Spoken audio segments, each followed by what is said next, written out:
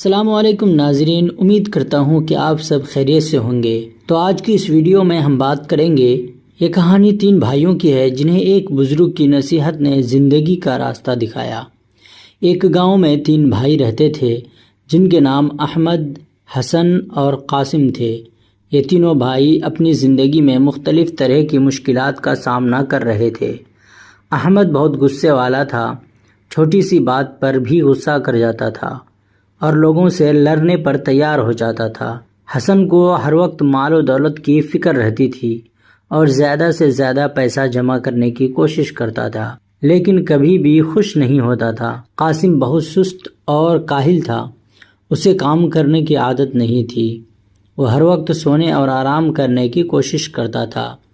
ایک دن ان کے گاؤں میں ایک بزرگ شخص آیا جو دور دراز علاقوں میں لوگوں کو علم اور نصیحت دیتا تھا۔ گاؤں کے لوگ ان بزرگ کی بہت عزت کرتے تھے اور ان سے مشورہ لیتے تھے۔ تینوں بھائی بھی اس بزرگ کے پاس گئے اور اپنی مشکلات بیان کی۔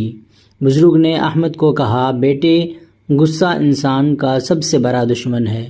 جو شخص اپنے غصے کو کنٹرول نہیں کرتا وہ دوسروں کے ساتھ ساتھ خود کو بھی نقصان پہنچاتا ہے۔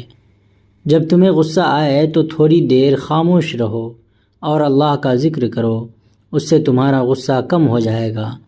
پھر بزرگ نے حسن کو نصیحت کی، بیٹے، دولت کی لالچ انسان کی خوشی اور سکون کو چھین لیتی ہے۔ جو شخص اپنی موجودہ حالت پر شکر نہیں کرتا وہ کبھی خوش نہیں ہو سکتا۔ اگر تم اپنی دولت میں برکت چاہتے ہو تو دوسروں کے ساتھ اسے بانٹو۔ روزانہ کچھ نہ کچھ کام کرو اور دیکھو کہ اللہ تمہیں کیسے برکت دیتا ہے۔ تینوں بھائیوں نے بزرگ کی نصیحتوں پر عمل کرنے کا فیصلہ کیا۔ احمد نے اپنے غصے پر قابو پانا شروع کیا اور لوگوں کے ساتھ حسن سلوک سے پیش آنے لگا۔ حسن نے اپنے دل میں قناعت پیدا کی اور اپنی دولت کا کچھ حصہ ضرورت مندوں میں تقسیم کرنا شروع کیا۔ قاسم نے بھی سستی چھوڑ دی اور محنت سے کام کرنے لگا۔ کچھ عرصے بعد تینوں بھائیوں کی زندگی میں واضح تبدیلیاں آنا شروع ہو گئی۔